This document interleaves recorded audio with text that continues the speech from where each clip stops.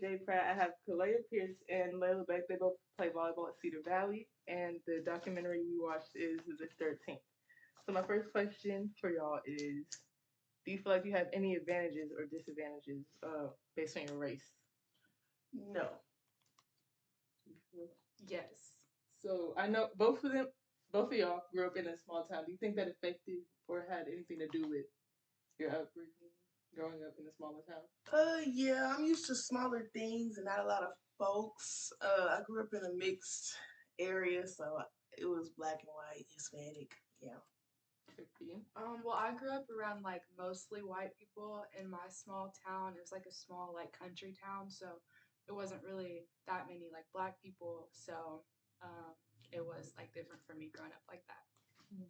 I would say me personally, I grew up in a lot of different areas, so I saw a lot of different people. I think the most different place I grew up was probably Austin, because that was a lot of white people, and I didn't really see that many black people. So, yeah, Austin, Texas. So diving into the documentary more, what were your thoughts on the policing system before and after watching the 13th? Before watching it, I knew that black people were treated unfairly by police. I also knew of some stories about the abuse that they face. After watching the documentary, I learned more about why black people are arrested more often than other races. Also, unaware about the fact that the U.S. has the highest incarceration rate. My thoughts about it was that I also knew about the unfair treatment of prisoners in America. After watching the film, I learned more about how unfair it actually was inside the prison. I learned about the bad conditions that the prisoners were forced to live in and how they are treated as less than. And also, I would also add uh, there was different laws and crime bills that kind of made those situations worse, like the three strike laws, and that the three strike law basically, after the a person is convicted of their third felony, they're mandated to spend the rest of their life in prison. So that's kind of like a big. Yeah, that's bad. Mm-hmm. Next question I have is, or well, the film is full of statistics, and many of those are startling. And what would you say is the statistic that stood out to you the most? The growth of the prison population surprised me the most. It started at a small number and more than tripled over the course of some years. This really stood out because of how rapid the growth was. For me, the fact that the United States has one fourth of the prison population alone, this kind of shows me how the U.S. police system abuses their power. This stood out to me because I was unaware that so many people were arrested in America alone. Mm-hmm. And I think both of those things startled me, and I kind of wrote down the numbers as they presented them. And in 1970, the prison population was about 350,000, and then in 2014, it was over 2 million. So the growth was really big, and I was about I'd say 44 years, and it did triple. And then so now I want to ask questions like mainly directed towards the media aspect. Um, and in the movie, it was mentioned that media has a big influence on how people view African Americans. And do you think that media still has an effect on people today? Yes, I think the media has an even bigger effect on people's views. Media has a big part of today's world. I use social media a lot, so yeah, I know that the media is a big. I agree with what she said. There's so many social media platforms that you can look at and watch. Social media has an influence in many ways and can be utilized in different ways. For example, people use it to gain awareness, learn different skills, or just for enjoyment. Mm-hmm. And I feel like along with the good of learning with social media, there's also bad displayed on it. Cause like on TikTok, sometimes I'll see like police videos. I was watching those. They're like that's that one. Or I like watching all the police videos. mm-hmm. Oh, and speaking of media, I feel like television kind of showcases different aspects of policing and like different things in law. What do y'all have any like shows that y'all like that showcase laws or breaking laws or dealing with the law. Yeah, a show called Good Girls. I like How to Get Away with Murder. Cool. I like both those. I also like Criminal Minds. Criminal Yes. Minds is very good. And I think Criminal Minds is a good job of showing how each crime is dealt with. Yeah. It has a good story to it. And then Good Girls shows like them kind of getting away with the law. Yeah. Mm-hmm. Next question. Okay, the 1915 Birth of a Nation film was mentioned. And what were the effects of this film? The movie gave the KKK another life. The popularity gained from the movie was like a wave of It was like another wave. yeah, Like another wave of terrorists for the black community. The movie acted as an open invitation for new members to join, and it caused more KKK chapters to form. Mm-hmm. And in that film actually stayed in the movies for 5 years, and that's kind of like when you look at that today, you don't really see movies in the theaters for that long. You usually see for like 2 to 3 months. Yeah. Probably not even that long. So for it to stay in for it to stay in the movies for 5 years, kind of shows how big of an impact it had. And KP, in addition to the last question I had, the film depicted black characters as unintelligent and sexually aggressive towards white women, and it displayed the KKK as heroes, saying that they are needed to protect white women and uphold American values. Do you think that this media has contributed to the dangerous black man narrative? Yes, if people are constantly getting fed negative ideas that black men are dangerous and unintelligent, they will start to be influenced and may start to believe that what they are being told. Especially during the time when the film was released, there was many white people who already have their views about black people, so the media playing onto their fears and pre-existing bias made it worse. I would agree with that because white people were scared of black people, and I feel like that film definitely made it worse. And so, next question I have for y'all is: do y'all think that the police system has a negative effect on black families? Yeah. Yes. Why do you say that?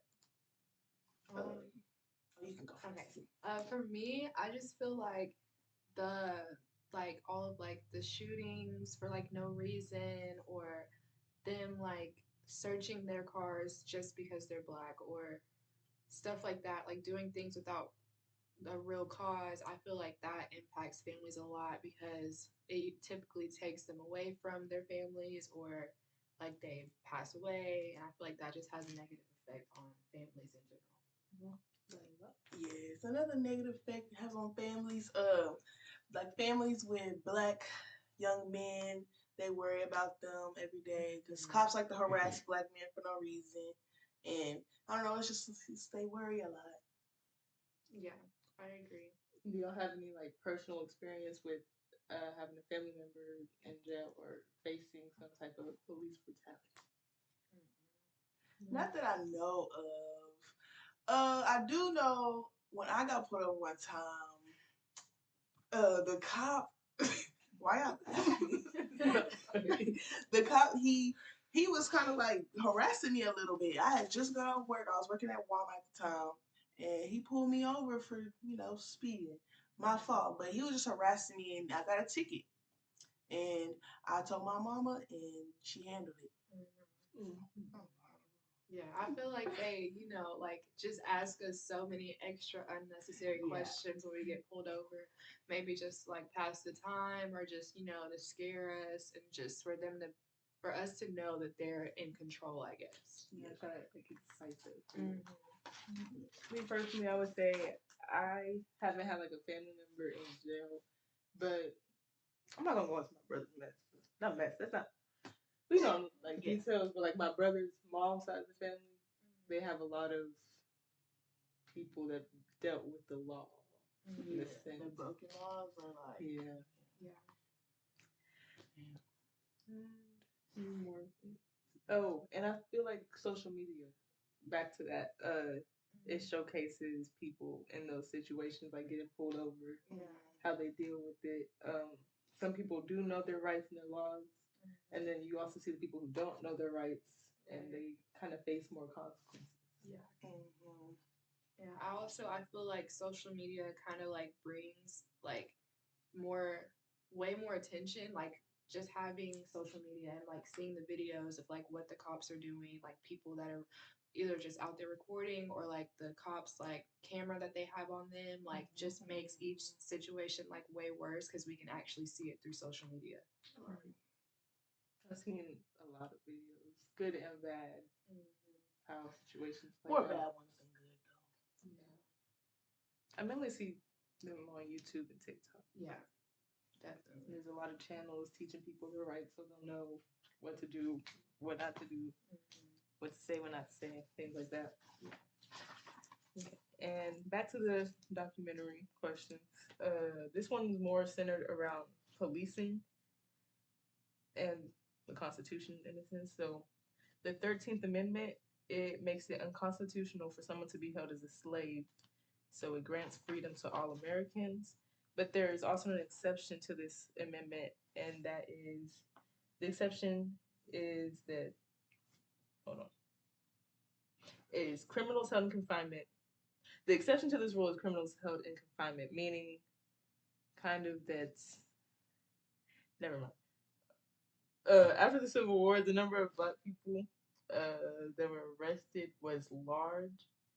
And how is it that black people could be arrested in mass, and why were they?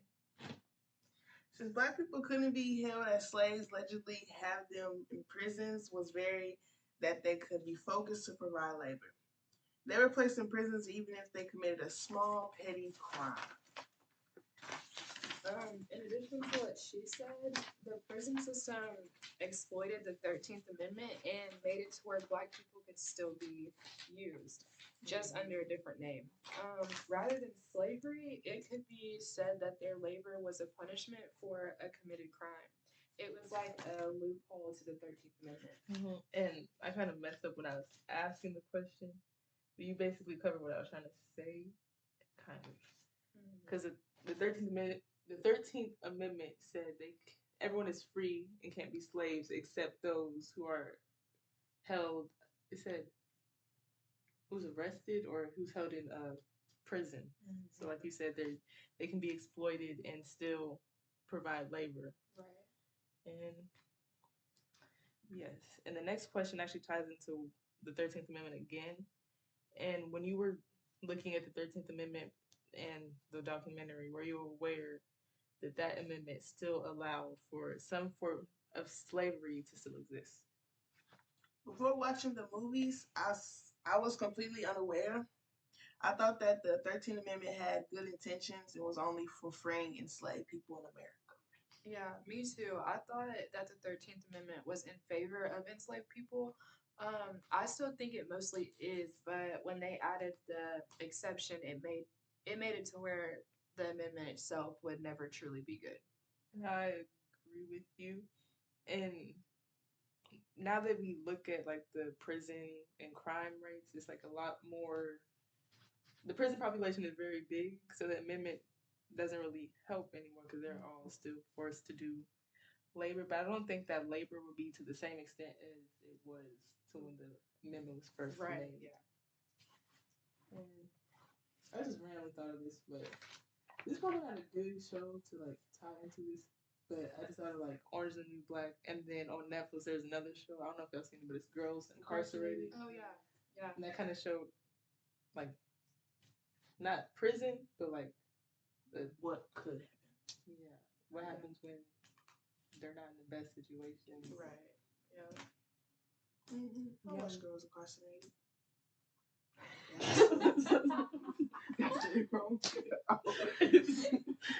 Girls Incarcerated. Oh, incarcerated. My bad.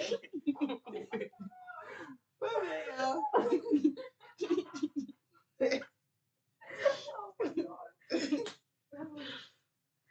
Oh, sorry. It's okay. Okay, now this is not really a question, but the film mentioned the war on drugs, and that was actually my first time hearing about it. But it mentioned the war on drugs, and it was essentially a global campaign. I'm sorry. But it's not the funny one. Okay, sorry.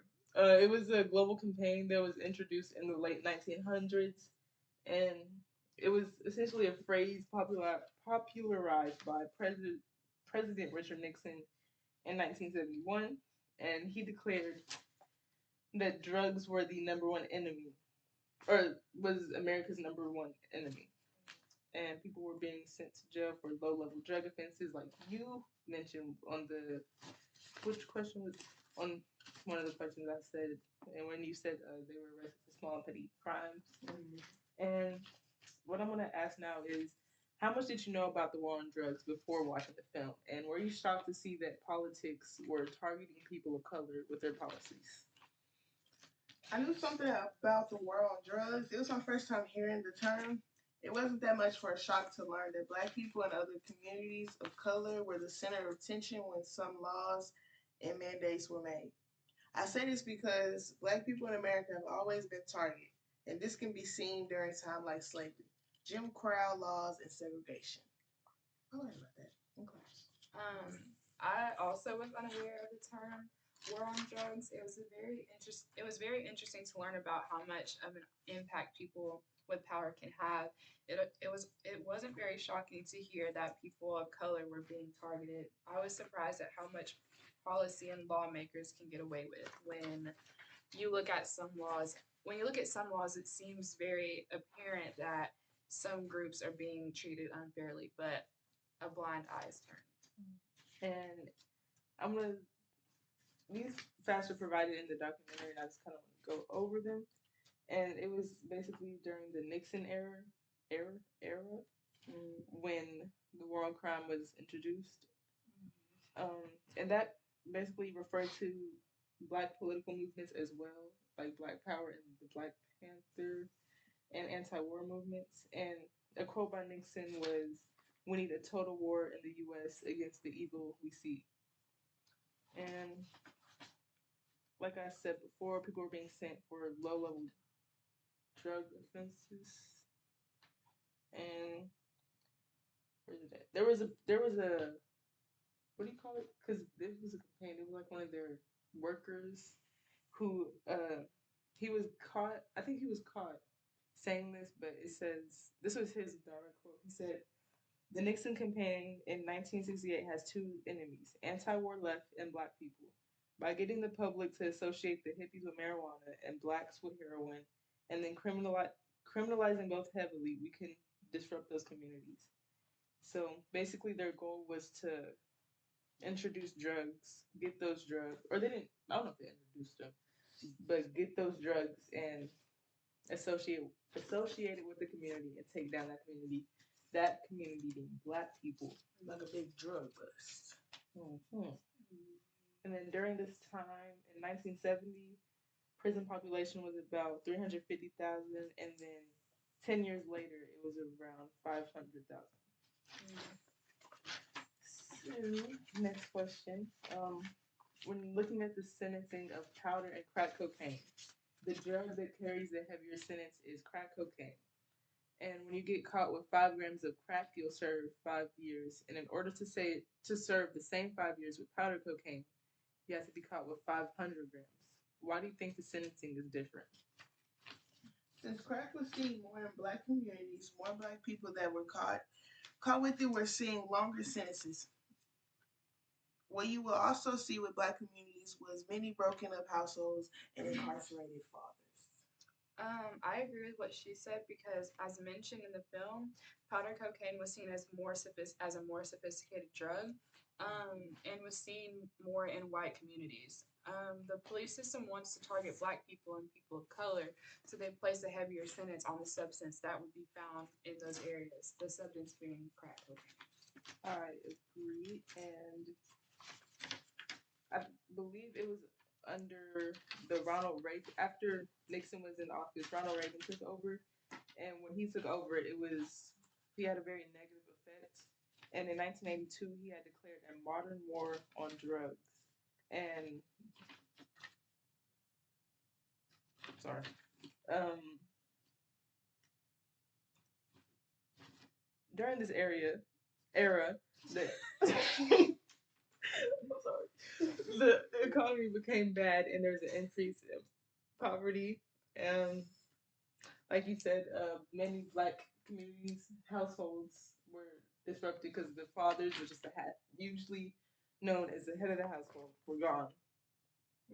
And it kind of created this cycle because without fathers, then the boys, the men that grow up without fathers, they're kind of disrupted and they turn to drugs. It's a cycle. Yeah, and then during the time of his Ronald Reagan serving or whatever, in 1985, the prison population was almost 760,000. So it went from what was that number? 500,000, Mhm. something like that. Yeah. So I think that was about 3 years. It grew. Was that 3 years? I don't remember the numbers. Yeah, it was 3 years. I remember. 5 years. But it grew over 30,000. And yeah, and a rule that I mentioned earlier, the three strike laws, that also affected black communities because if they're continuously getting caught with these crimes and they're gone for longer periods of time, and like we said, the cycle continues. Yeah. Continues and continues. And then next we have this question.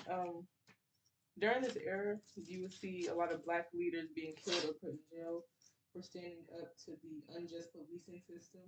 For example, don't know if I'm pronouncing her name right, but Asada Shakur, she was a leader in the Black Liberation Army. She was put in prison, and the media was utilized to portray her as a dangerous criminal.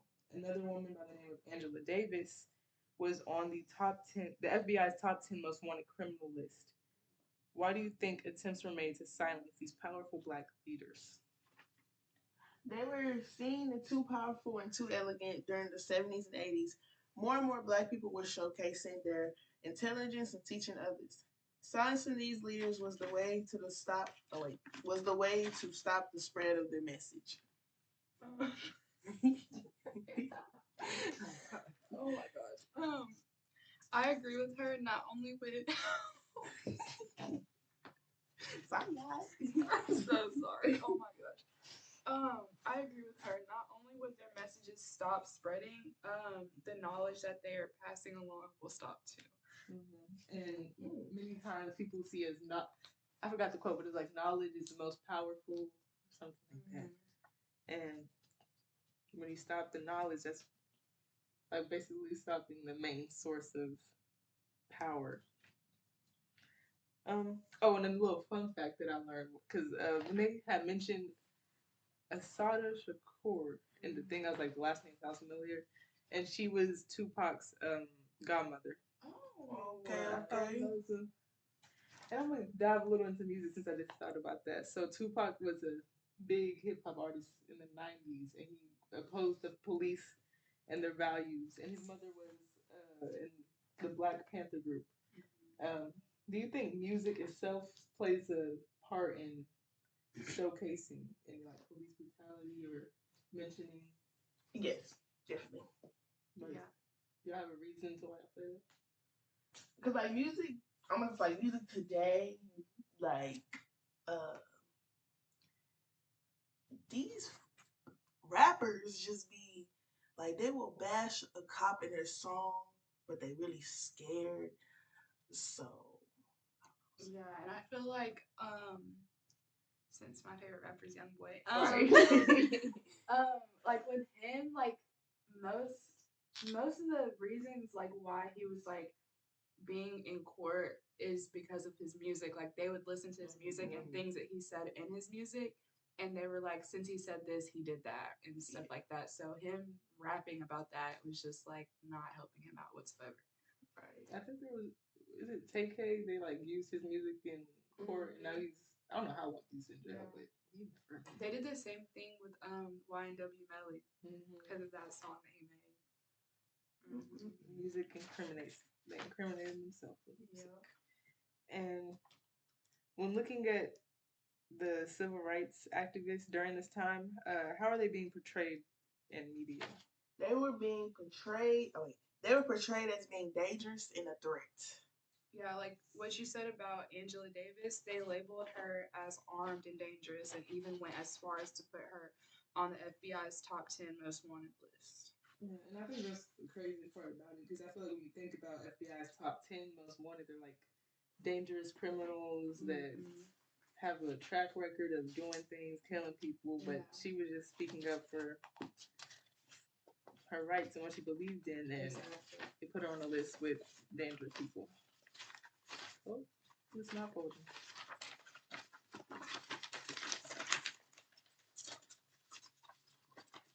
I'm sorry.